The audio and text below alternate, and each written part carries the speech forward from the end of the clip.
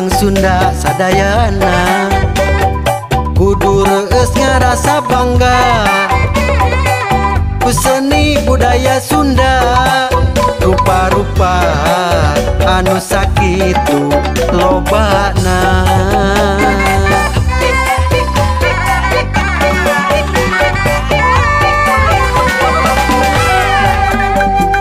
Nu boga ciri nu mandiri